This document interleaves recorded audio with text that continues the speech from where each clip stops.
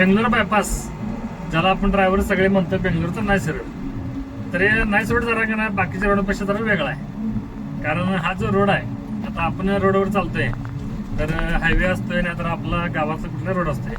एकतर गावातला रोड असला तर तो राज्याचे रोड असतोय तो, आणि मोठा हायवे असला तर तो नॅशनल हायवे असतोय. पण हा नाईस रोड आहे का नाही, हा पूर्णपणे वेगळा आहे. कारण हा प्रायव्हेट रोड आहे, म्हणजे खाजगी रोड आहे. याचा एक मालक आहे, म्हणजे कंपनी आहे. नाईस रोडचं पूर्ण नाव आहे नंदी इन्फ्रास्ट्रक्चर कॉरिडॉर एंटरप्राइजेस, असं एका कंपनीचं नाव आहे. आणि कंपनी त्याचे मालक आहे हे रोडचे. या रोडला जो काही खर्च असेल का नाही ते सगळं त्या कंपनीने घातलेलं आहे. आणि कंपनीने थोडक्यात म्हणजे चालवायला दिलेलं असं.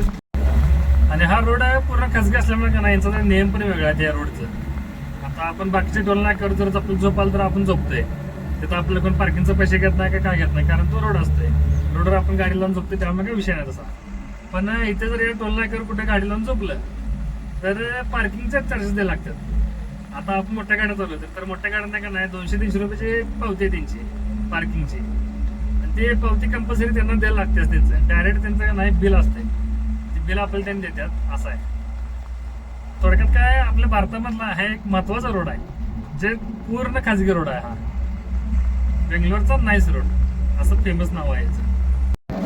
तर भावांना आपण ड्रायव्हिंग रिलेटेड म्हणजे ड्रायव्हरच्या संबंधित जे काय नवीन माहिती असेल त्यांना ते सांगण्याचा प्रयत्न करतोय. त्यामुळे भावांना सपोर्ट करा, फॉलो करून जावा सुशांत ब्लॉग्स 91 चॅनलला. तर भावांना व्हिडिओ कसा वाटला कमेंट करा. भेटून नेक्स्ट व्हिडिओमध्ये. धन्यवाद.